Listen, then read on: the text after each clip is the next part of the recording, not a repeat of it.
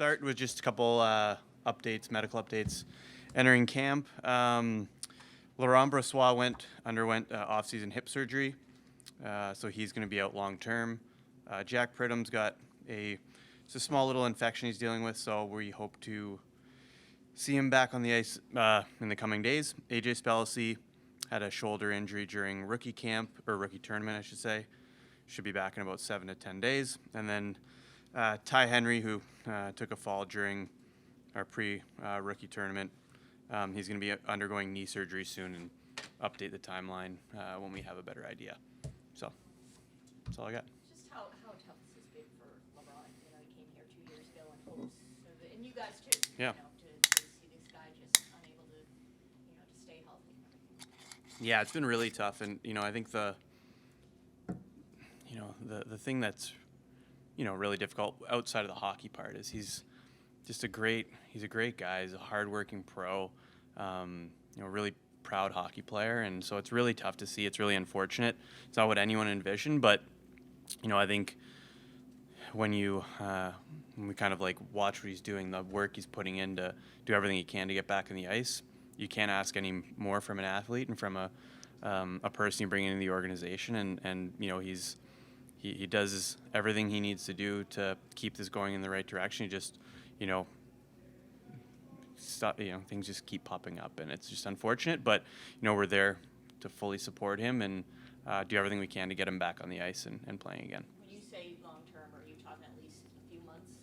Probably, 6 months? Yeah. I don't have the exact time because we're gonna kind of see how he does, but yeah, month to month. Is this like career-threatening stuff? The amount of things that he's going through. I mean, is he expecting to play in the NHL again? I think he's definitely expecting to play again. Yeah, and that's when you're attacking rehab, with the the intensity and the intent that he is, you're planning to play again, and we plan to get him there too. How was the Wyatt Kaiser contract negotiations done to the last minute? Yeah, I've got it done and get a young player back on the ice, not missing any time, and so happy to have Wyatt under contract. I think he's going to be a big part of our team this year, and looking forward to just him continue to establish himself in the NHL and grow his game. What was your thought process behind that, Spencer Reichel? We traded for Spencer for a reason, and he was a big part of a very big deal for us. Part of that is because we believe in his potential to be a top flight starter in this league, and I think getting him under contract for the next couple of years gives him and us some runway to kind of further establish ourselves. Put him in a position to be, the number one guy, and give him some runway in that role, and we can kind of make sure we revisit things in a couple of years and make sure he's here for a really long time. Could Spellacy end up playing in Rockford this year? Is he locked into Windsor? He's NHL or junior. Yeah, there's no rule change this year in terms of. The 19-year-old? Yeah, no, that's not available to teams this year. Yeah. Where you're at in the rebuild, what does success look like for you this year? What are you watching for? Yeah, I think we're watching for the continued development and growth of our young players, but now with that impacting the NHL roster. I think we've had some young players playing outside of the NHL the last couple of years. We saw, at the end of last year, we saw a little peak of it, but, my expectation is that we will see that on a much more consistent basis. And, it's our belief that, that quality coming up into the NHL and that youth is going to start propelling us forward. And, it's, there's an element of growth involved in this, but we believe that we will see a step forward this year, both in quality of play and then hopefully in point total as well. Last year you were talking about it was time to start taking a step in the standings. It feels like that urgency might have died down a little bit because the young guys are getting here and they're showing all these flashes. Are you more patient this year than maybe you were even at this time last year? Well, I think the composition of our team is just so different from last year. Honestly, my expectation was that we would have performed better than we did, especially out of the gate last year. We had a veteran-laden team. We were one of the more veteran teams in the NHL, which was by design, which led us to believe that we would be a little bit further ahead in last year's standings than we were. We made mid-season changes because of the results, but that veteran-laden team didn't necessarily translate to where we are organizationally. Now that we've seen this influx of young talent at the end of the season and coming in, there will be a patience factor with young players in the NHL, but there's also an excitement factor and a future impact that we should see throughout this season, or for some players that will be here for a very, very long time, where some of the players that started the season last year and are no longer here, they were they served a valuable purpose, but maybe not part of the overall solution here. You still have a lot of veterans up front. I Mm-hmm. mean, do you worry about, almost all of them are in the last year of their contract, but do you worry about them blocking guys that might be ready to, take that next step? I don't think so. No, I think there's a lot of opportunity for the young guys, and you still have to have veterans in this league, and you still have to have guys that are established and know the grind and know how to lead the way for some of these young players. And again, there's no rush to have every single young player that's in pro play in the NHL. There are going to be a lot of availability and a lot of spots open to them to fight amongst each other for.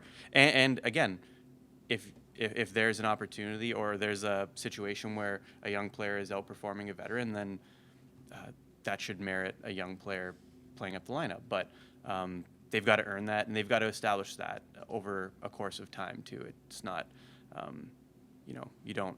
A career isn't made in a weekend or a preseason, and so we'll give them that runway. But the expectation is that we will see a lot more young players, and throughout the year, hopefully they establish themselves as impact players in the NHL.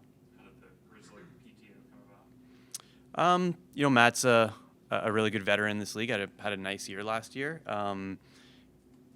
We're pretty young on the back end, and so it was some additional competition and for our young players, and an opportunity for Matt to take a run at either making our team, and if it doesn't work out with our team, then it's a showcase for the rest of the league. And so, but first and foremost, he's trying out to make the Blackhawks, and we've gotten some really good reports on him as a person as well. Great character, great pro. He's had some experience with some of our coaching staff, as well as been a teammate with some of our players, and so lots of info there. And then meeting him, you can see why they've spoken so highly. And so again, just creating competition, raise the level of camp, and I think it'll be good for everyone. What were your observations from rookie camp last week? Yeah, it was good. I think it's try not to read too much into those things, because as of today or tomorrow, it's probably going to be an obsolete evaluation. But I thought some of the guys that played pro at the end of last year showed quite well, and so that's what you want to see. And then it was nice to get a look at some of the new draft picks and see where they're at, and just kind of better understand their game firsthand. And so I thought it was a success from that standpoint. I know it's extremely early. Has Jeff been able to start putting his stamp on the organization? Well, I think just having having him around, and even just setting things up for what's to come. I don't necessarily know if he's been able to put his stamp on, because you haven't been hands-on with the players, but even just the his opening meeting with the team at the other night at training camp opener was extremely impressive. I think the players got a peek into how detailed and how specific and how high he's setting expectations and the standards here. And so I think that was a great first step. Now they're going to do it on the ice, and we'll see how the next couple days and weeks go. But I have no doubt that he's going to make a very, very strong and positive impact with the organization. Did you have any very early takeaways from what you've seen today so far? Not really. looked hard. I did like, he was quite vocal early on, and so I think that was good. I think it's just a practice. I'm not going to make player evaluations on it, but I think just the tone that Blash was setting and the expectations, you can see the standards there, and something's not right, stop, correct, little skate, get back at it. And so it was nice to see. Is there anything specific that you want to see from this camp that you maybe haven't seen in previous games? I think it's hard to say. Every coach has their own style and expectation. I think Jeff's camp is going to be difficult. It's going to be a challenging one, which I think sets the tone for the rest of the season. So I'm excited to see that. How does this organization view Lucas Reichel right now? Where is he in the hierarchy? I think it's a little bit of a prove it camp for Lucas. It's been an up and down couple of years for him, but we still see Lucas as an extremely talented, high upside player that has just as good a shot as anyone as being breaking camp with this team. But he's got to earn it just like everyone else. And he's got to find that niche. Like where are you going to find yourself? Where are you going to line up in the roster? And that's up to him to perform in camp, and then coaches to deliver feedback and have that give and take to make sure that he's got all the information necessary to make this team. And it's honestly it's not that different from any other player, but he has some history here that has had some highs and some lows, and so hopefully with the new coaching staff and new year, it's a fresh start for him to reestablish himself.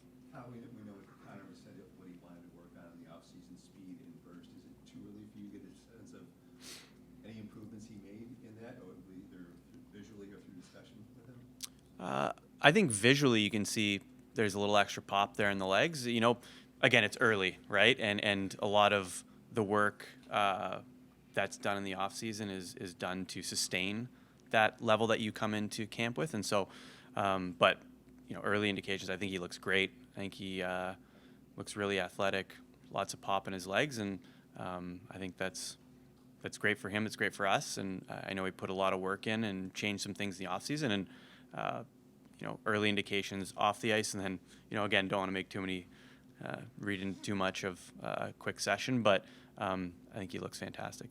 We got a few deals done this offseason for future, but I think a lot of eyes are on what Connor is going to do.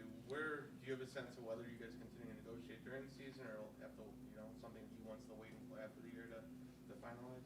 Yeah, it's nothing we're actively working on right now, but I think Connor's mentioned it. I'll say it. I have zero concern about where that's headed. He wants to be here for a long time. We want him here for a long time, and we're going to make that happen. In regards to the young players in camp, what are some of the things you and your staff are kind of looking for to have one of these guys separate themselves from the rest and prove they belong and stay here?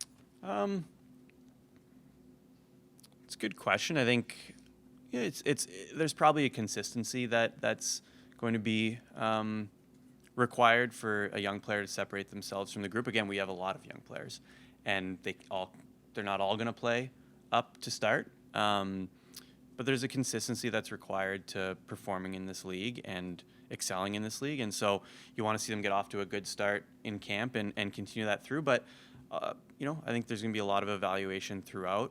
You don't want to take too much into account early on and, as guys get their feet under them. But, I think those preseason games and the latter part of camp will be very important as we push into actually getting down to numbers and building out this roster for the season. I think it's going to be that consistency, as we go once guys get their feet under them. In Kevin Korchinski's third-year pro, where do you kind of see him, and where are you hoping that he goes this season? Yeah, I think Kevin took a really nice step, I think, in the second half last year.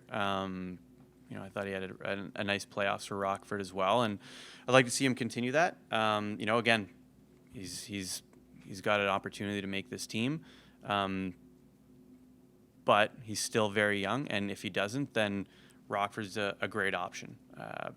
He's still very young. We've known the name, and he's been on the scene. He started early, but there's still a growth for all young players to undergo to make sure they stick and are impact players in the NHL. And I think something with a player like Kevin, confidence and that willingness to go out and make plays is going to be a very big part of his success in pro hockey and in the NHL. And so we want to make sure that that's there. We want to make sure that he's doing everything he can to play to his strengths and so he's still very much in the developmental stage of his career, and so if he shows that he's ready for the NHL, then he'll be here.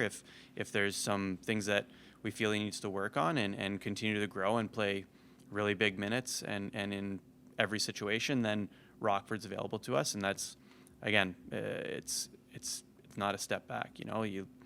We go back and look at all the players that have established themselves. Duncan Keith's going to go in the Hall of Fame this fall, and he wasn't a full-time NHLer until he was 22, and it's one of the best defensemen we've seen in the last couple decades. It's a different world now than when Duncan broke in, and expectations are different. But we can't lose sight of these are still young hockey players. We don't want to rush them. We want them to be the best players they can be, and luckily we've got numbers. So if it's Kevin or any other player that ends up in Rockford or in the NHL, it's going to be a situation that's best for their development long term. How do you view the differences between junior and college from a development perspective? It seems like the last few years you've had college guys come in and fairly, not ready-made, but maybe closer to being pro-ready. How do you view the differences between I would attribute that perhaps more to the age of the players coming out of college than junior. But there are certainly differences and advantages to each one. There's a bit of a heavier playing schedule and more games in junior. There's more practice time and off-ice workout opportunity in perhaps in college, and you're playing against older, stronger players, which there's a uniqueness to playing against guys that are closer to being men.